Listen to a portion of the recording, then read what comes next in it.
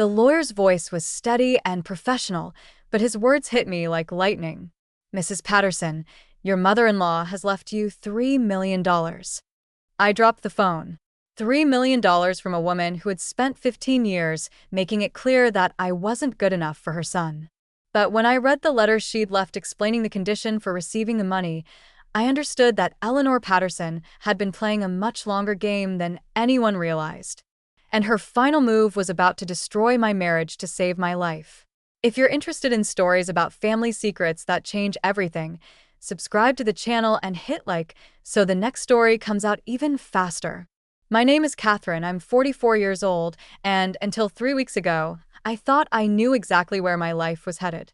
I've been married to Daniel Patterson for 15 years, and we have 2 beautiful children, Emma, who's 13, and Michael, who's 10. I work part-time as a substitute teacher, and Daniel manages a small insurance office downtown. We're not wealthy, but we've always managed to make ends meet, pay the mortgage on our modest 3-bedroom house, and take the kids to Disney World every few years. Daniel's mother, Eleanor, never liked me. From the moment we met, she made it abundantly clear that her Harvard-educated son deserved someone more sophisticated, more accomplished, more everything than a small-town girl who'd gone to community college and taught elementary school. She never said it directly, of course. Eleanor was far too refined for outright cruelty. Instead, she wielded her disapproval like a surgeon's scalpel, precise, calculated, and devastatingly effective. Every family gathering was a minefield of subtle put-downs disguised as concern. "Catherine, dear, you look tired. Are you sure you're getting enough rest? Daniel works so hard, he needs a wife who can keep up." Or, "I brought some cookbooks for you. I noticed Daniel's been looking a bit thin lately." My personal favorite was her habit of introducing me to her friends as Daniel's wife, never by name, as if I was too insignificant to merit an actual identity. For 15 years, I endured Eleanor's cold politeness, her backhanded compliments, and her obvious disappointment that her son had settled for someone so ordinary. Daniel always defended his mother, explaining that she was just old-fashioned and protective of family. He'd promised to talk to her, but nothing ever changed. If anything, her behavior got worse over the years, especially after the children were born. "I hope you're planning to expose them to culture," she'd say, watching Emma and Michael play in her pristine living room. "It would be such a shame if they grew up, limited in their perspectives." The implication was always clear. I was holding them back simply by being their mother. 3 months ago, Eleanor was diagnosed with pancreatic cancer. It was aggressive, and the doctors gave her 6 weeks to live. I'll admit, part of me felt relief at the thought that my children and I would finally be free from her constant judgment. Daniel was devastated, of course, and I supported him through his grief, as any good wife would. I even helped arrange the funeral, coordinated with caterers, and sent thank you notes to everyone who'd sent flowers or made donations. At the funeral, person after person came up to me and said things like, "Eleanor talked about you all the time," and "She was so proud of how you raised those children." I thought they were just being polite, trying to comfort the grieving daughter-in-law. Eleanor Patterson had never shown pride in anything I'd done. If she talked about me at all, I assumed it was to complain about my inadequacies to anyone who would listen. 2 weeks after the funeral, I got the call from Thomas Hartwell, Eleanor's estate attorney. He asked if I could come to his office to discuss matters related to Mrs. Patterson's will. I assumed there was some small token she'd left for the children, maybe a piece of jewelry or a savings bond. Eleanor was comfortably well off, but I never expected to inherit anything significant. I was wrong. "Mrs. Patterson," Mr. Hartwell began, looking at me over his wire-rimmed glasses, "your mother-in-law has made some unusual provisions in her will regarding you." "Unusual how?" I asked, shifting uncomfortably in the leather client chair. "She's left you the sum of $3 million, along with her investment portfolio and her house in Beacon Hill." I stared at him, certain I'd misheard. "I'm sorry, did you say 3 million? 3,200,000 to be precise. Plus the house, which is currently valued at approximately 1.8 million, and a portfolio of stocks and bonds worth another 700,000. The room started spinning. I gripped the arms of my chair, trying to process what he was telling me. That's almost $6 million total. Indeed. However, there are conditions attached to this inheritance. Of course there were. Even from beyond the grave, Eleanor Patterson couldn't do anything without strings attached. What kind of conditions? I asked, dreading the answer. Mr. Hartwell opened a sealed envelope and pulled out a handwritten letter. Mrs. Patterson left specific instructions that you were to read this letter in my presence, and that I was to explain the legal implications of her bequest. He handed me the letter. It was written on Eleanor's personal stationery in her distinctive, precise handwriting. My hands shook as I began to read. My dear Catherine, if you are reading this, then I am dead, and you are probably very confused about why I've left you such a substantial inheritance. You have every right to be confused. I've spent 15 years treating you with what I'm sure felt like contempt, and I'm certain you believe I disapproved of you as a daughter-in-law. The truth is far more complicated. I didn't dislike you, Catherine. I disliked what you represented, the path my son was choosing, and what I could see it would cost both of you in the long run. You deserved better than Daniel, and deep down, I think you knew it even then. But you loved him, and love has a way of making us blind to truths we don't want to see. I've watched you for 15 years, Catherine. I've watched you make yourself smaller and smaller to fit into a marriage that doesn't appreciate who you are. I've watched you give up your dreams of finishing your degree, of traveling, of writing the children's books you used to talk about. I've watched my son take your sacrifices for granted while he pursued his own ambitions.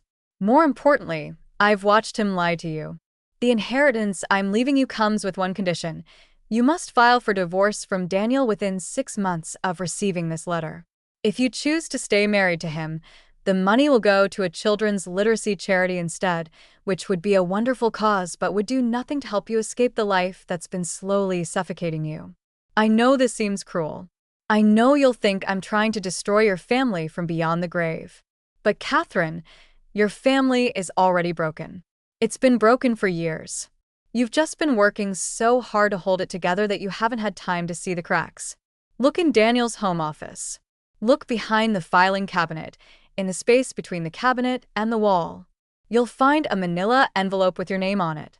Inside are documents I've been collecting for the past 3 years. Documents that will show you exactly who my son really is and why I'm so determined to give you the means to leave him. You are stronger, smarter, and more capable than Daniel has ever allowed you to believe.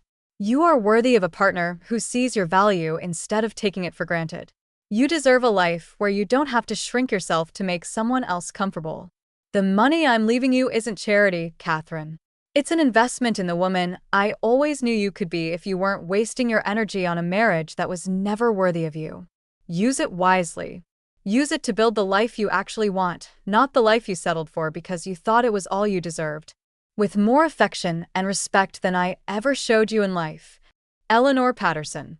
P.S. The children will be better off without watching their parents model an unhappy marriage. Trust me on this. I read the letter 3 times before I could speak. Mr. Hartwell sat patiently, occasionally glancing at his watch but never rushing me. I don't understand, I finally said. She wants me to divorce Daniel? That's the condition for receiving the inheritance. Among other conditions, yes. You must file for divorce within 6 months and remain unmarried to Mr. Patterson for at least 2 years. If you remarry him within that time period, the inheritance reverts to the charity. And if I don't divorce him at all, then you receive nothing and the entire estate goes to the World Children's Literacy Foundation. I stared at the letter in my hands, trying to reconcile this version of Eleanor, concerned, protective, almost loving, with the cold, critical woman I'd known for 15 years. Mr. Hartwell, did Eleanor ever explain to you why she included this condition? He leaned back in his chair, choosing his words carefully. Mrs. Patterson was very concerned about your well-being, Mrs. Patterson. She came to see me regularly over the past 3 years, always asking about legal options for complex family situations. She was particularly interested in ensuring that women in difficult marriages had access to resources that would allow them to make independent choices. Did she say my marriage was difficult? She said many things, but attorney-client privilege prevents me from sharing most of our conversations. What I can tell you is that she spent considerable time and money gathering information she felt you needed to see. She mentioned an envelope she'd hidden in your home. I nodded, still trying to process everything. Behind the filing cabinet in Daniel's office. I'd recommend you look at that envelope before making any decisions about the inheritance. Mrs. Patterson was very thorough in her research. I left the lawyer's office in a daze, the letter clutched in my purse like a live grenade. $3 million. Plus the house, plus the investments. Enough money to change everything about my life, but only if I was willing to destroy my marriage to get it. The drive home took 20 minutes, but it felt like hours. I kept thinking about Eleanor's words. Your family is already broken. You've just been working so hard to hold it together that you haven't had time to see the cracks. What cracks? Yes, Daniel and I had our problems. What married couple didn't after 15 years? But we weren't broken. We were just settled. Comfortable. Maybe not passionate anymore, but stable. Safe. Weren't we? When I got home, the house was empty. Daniel was at work, and the kids wouldn't be home from school for another 2 hours. I stood in the hallway, looking toward Daniel's home office, Eleanor's letter burning like a weight in my purse. Part of me wanted to throw the letter away and pretend this entire conversation had never happened. I could call Mr. Hartwell and decline the inheritance. Daniel never had to know about any of it. We could go on with our quiet, ordinary life, and I could continue being grateful for what I had instead of wondering about what I might be missing. But Eleanor's words kept echoing in my head. You deserve better than Daniel, and deep down, I think you knew it even then. Did I know it? Had there always been a voice in the back of my mind whispering that something was wrong, that I was accepting less than I deserved? I thought about our wedding day, how Eleanor had looked at me with something I'd interpreted as disapproval, but might have been pity. I thought about all the times Daniel had dismissed my ideas, my dreams, my feelings, always with a patronizing smile and a comment about how practical I was being. I thought about the children's books I'd started writing when Emma was little, the ones Daniel had laughed at and called cute before suggesting I focus my energy on more realistic goals. I thought about the times I'd wanted to travel, to go back to school, to try new things, and how Daniel had always found reasons why those dreams weren't feasible or necessary. Maybe Eleanor had seen something I'd been too close to recognize. I walked into Daniel's office, a small room at the back of the house where he kept his desk, his computer, and a large filing cabinet that contained all our important documents. I'd organized that filing cabinet myself, so I knew exactly what was supposed to be in it. Tax returns, insurance policies, mortgage papers, the kids' school records. Nothing that would explain Eleanor's cryptic instructions. I pulled the filing cabinet away from the wall, a task that required considerable effort since it was full of papers and quite heavy. Behind it, just as Eleanor had said, was a manila envelope with Catherine written across the front in Eleanor's distinctive handwriting. My hands were shaking as I opened it. Inside were bank statements, Daniel's personal bank account, one I didn't know existed. The statements went back 3 years and showed regular deposits that were far larger than his salary from the insurance office. There were also credit card statements for cards I'd never seen, showing purchases at expensive restaurants, hotels, jewelry stores, and women's clothing boutiques. The dates on many of these purchases corresponded with times Daniel had told me he was working late or traveling for business. But the most damning evidence was a series of printed emails between Daniel and someone named Jessica Morrison. The emails went back 2 years and left no doubt about the nature of their relationship. They talked about weekend getaways to cities I'd never visited, about gifts Daniel had bought her, about plans for their future together once he figured out how to handle the Catherine situation. In one email from just 6 months ago, Jessica had written, "I'm tired of being your secret, Danny. When are you going to tell her about us? I want to be able to go out in public with you without worrying about running into your wife at the grocery store." Daniel's response made my stomach turn. "Soon, babe. I'm waiting for the right moment. Catherine's been talking about going back to school, which would be expensive. If I ask for a divorce now, she'll want half of everything, and that includes my mother's inheritance when she dies. Mom's got to be worth at least $5 or $6 million. If I can wait until after she's gone and the money's in my account, I can give Catherine a settlement that looks generous but is actually just a fraction of what I'll really have. She's not smart enough to dig into the finances, so she'll probably just be grateful I'm being fair about the split. I sat on the floor of Daniel's office, surrounded by evidence of his betrayal, and finally understood what Eleanor had been trying to protect me from. My husband hadn't just been having an affair, he'd been systematically planning to divorce me in a way that would leave me with as little as possible. He'd been counting on his mother's inheritance to fund his new life with Jessica, never imagining that Eleanor would leave her money to me instead. The cruelest part was that he'd been planning to use my own trusting nature against me. He was right. I probably would have been grateful for any settlement that seemed fair on the surface. I never would have thought to investigate his hidden accounts or demand a full financial disclosure. I would have walked away from 15 years of marriage with whatever scraps he decided to throw me, grateful that he wasn't being vindictive about the divorce. But Eleanor had been watching. Eleanor had been collecting evidence. And Eleanor had made sure that when the time came, I would have the resources and the information I needed to protect myself. I spent the next hour reading through every document in the envelope. Bank records showing that Daniel had been systematically hiding money from our joint accounts, transferring it to personal accounts he'd never told me about. Credit reports showing loans and credit cards in his name that I knew nothing about. Even documentation of a post office box he'd been renting for 2 years to hide mail related to his financial secrets. By the time I finished reading, I wasn't just hurt, I was furious. Not just at Daniel's infidelity, but at his assumption that I was too stupid or too passive to fight back. He'd been planning my financial ruin while kissing me goodbye every morning and asking me to make his lunch.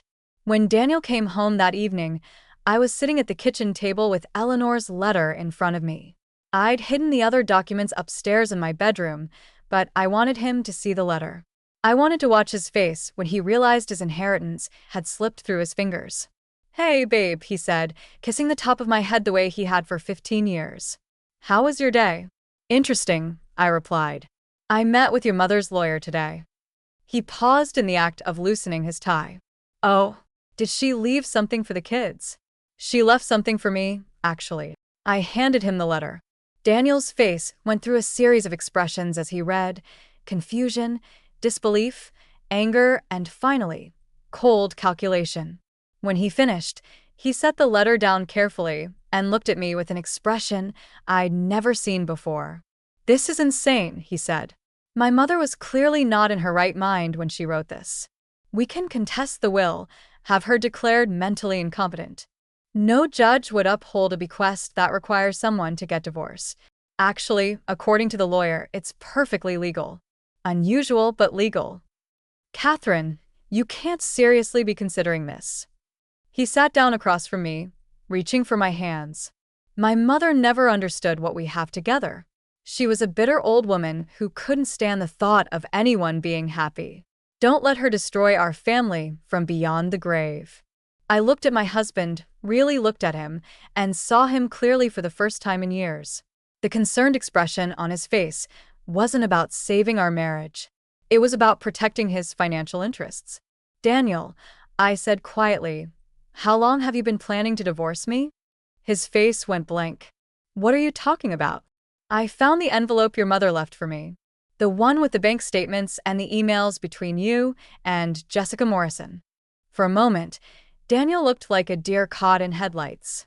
Then his expression hardened into something cold and calculating that made me wonder how I'd ever thought I loved this man.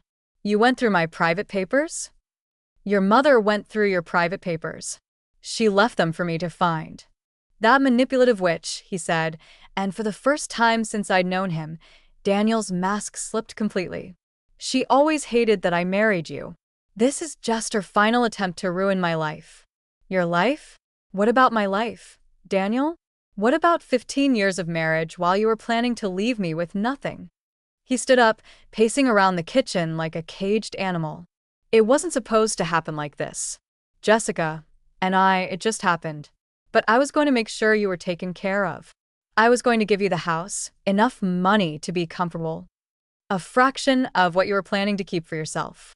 I earned that money. I worked for it. We earned it, Daniel. We've been married for 15 years. But that's not even the point. The point is that you've been lying to me, cheating on me, and planning to leave me, all while pretending to be a loving husband. Daniel stopped pacing and looked at me with something that might have been desperation. Catherine, please. Don't throw away 15 years of marriage over this. Yes, I made mistakes. Yes, I should have been honest with you about Jessica. But we can work through this. We can go to counseling, rebuild our trust. Don't let my mother's manipulation destroy our family. I almost laughed. Even now, caught red-handed with evidence of his betrayal spread across our kitchen table, Daniel was trying to manipulate me into thinking this was somehow my fault for considering Eleanor's offer. What would you do if I turned down the inheritance? I asked. We'd move forward. Together. Put this behind us. And Jessica? He hesitated a moment too long. I'd end it with Jessica. Completely. When? Soon. Very soon. Tonight? Another hesitation. Catherine, it's complicated. I can't just. There's nothing complicated about it, Daniel. If you want to save our marriage, call Jessica right now and end it. In front of me. We stared at each other across the kitchen table. In that moment, I saw the exact moment when Daniel realized that his 15-year marriage to his convenient, trusting wife was over. Not because Eleanor had bribed me to leave him, but because he couldn't choose me over the woman he'd been planning to leave me for anyway. I can't do that, he said quietly. Then you've made your choice. Catherine, please. Be reasonable. $3 million isn't worth destroying our family. You already destroyed our family, Daniel. I'm just finally admitting it. That night, Daniel slept in the guest room. The next morning, I called Mr. Hartwell and told him I would be accepting Eleanor's inheritance. Then I called a divorce lawyer Eleanor had recommended in her letter. Apparently, she'd thought of everything. The divorce proceedings took 8 months. Daniel fought it every step of the way, demanding half of Eleanor's inheritance and claiming that I'd been manipulated into leaving him. But Eleanor's evidence was overwhelming. The hidden bank accounts, the secret credit cards, the documented affair, all of it painted a picture of a man who had been systematically deceiving his wife while planning to leave her financially devastated. In the end, Daniel received exactly what Eleanor had intended for him to receive. Nothing. The prenuptial agreement we'd signed when we married, an agreement I'd forgotten about, included a clause about infidelity that voided his right to any of my assets in the event of adultery. Eleanor had insisted on that prenup 20 years ago, and I'd thought she was just being controlling. Now I realized she'd been protecting me from the very beginning. 6 months after the divorce was finalized, I was living in Eleanor's beautiful house in Beacon Hill. The kids were thriving in their new private schools, and I was finally pursuing the dreams I'd put on hold for 15 years.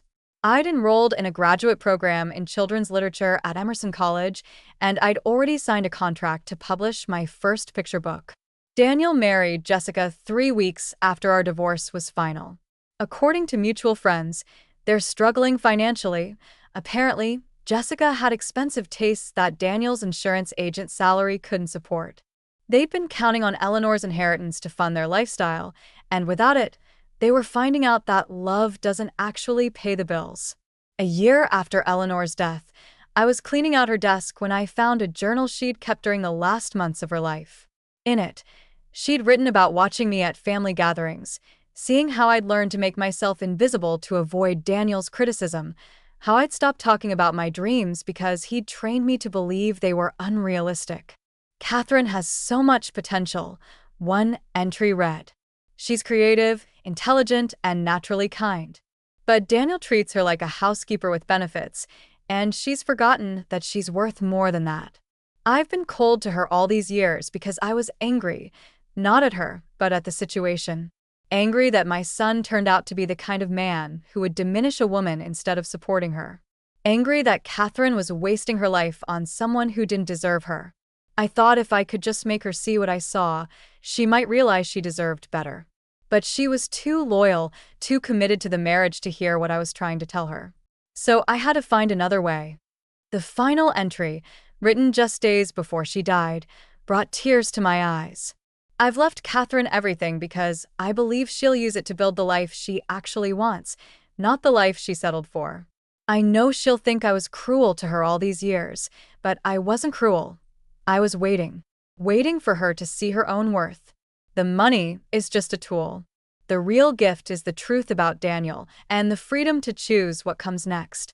I hope someday she'll understand that everything I did was because I could see the woman she was meant to be, even when she couldn't see it herself.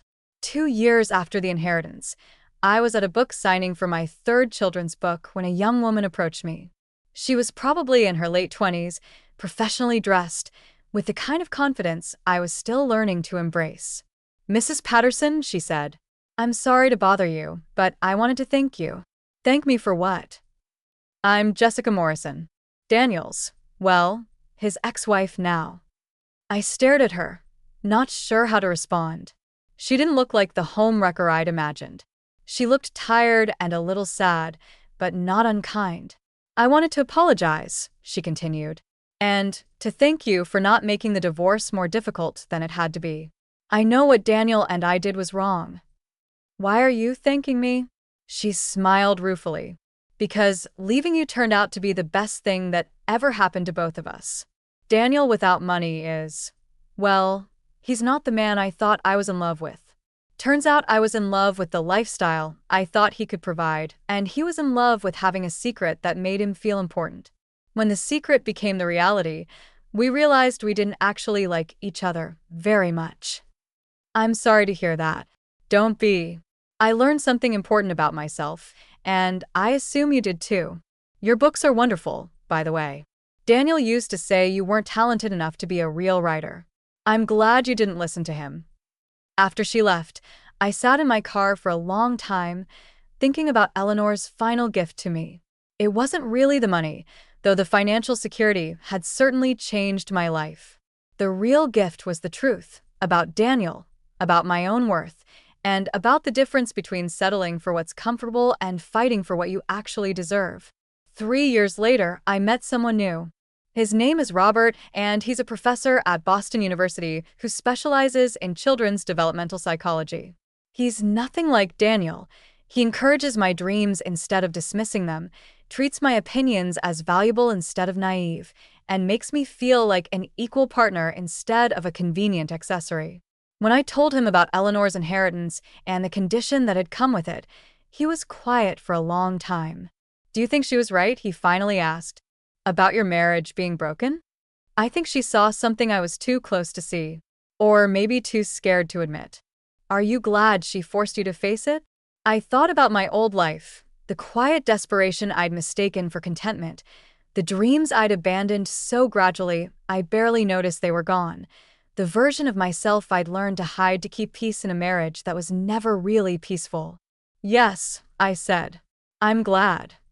Eleanor Patterson never lived to see what I did with her gift, but I think she would have been proud. Not just of the books I published, or the degree I earned, or the new relationship I built on honesty instead of habit. I think she would have been proud that I finally learned to see myself the way she'd been seeing me all along, as someone worthy of love, respect, and a life lived on my own terms. The woman who seemed to hate me had actually been loving me in the only way she knew how. By being cold enough to keep me from getting too comfortable, by setting conditions that force me to choose my own happiness over financial security, by believing in my potential even when I'd forgotten I had any. Sometimes the greatest gift someone can give you is the push you need to save yourself. And sometimes that push comes from the person you least expect at the moment you need it most. Eleanor's inheritance taught me that family isn't always about blood, and love isn't always about warmth. Sometimes love is about seeing someone clearly enough to know what they need, even if giving it to them means being the villain in their story for a while. I kept Eleanor's picture on my desk while I wrote my books, not as a shrine, but as a reminder. A reminder that people aren't always what they seem, that the truth is worth more than comfort, and that it's never too late to choose the life you actually want over the life you think you should settle for. $3 million changed my circumstances, but Eleanor's belief in who I could become changed my life. And that, I think, was exactly what she'd planned all along.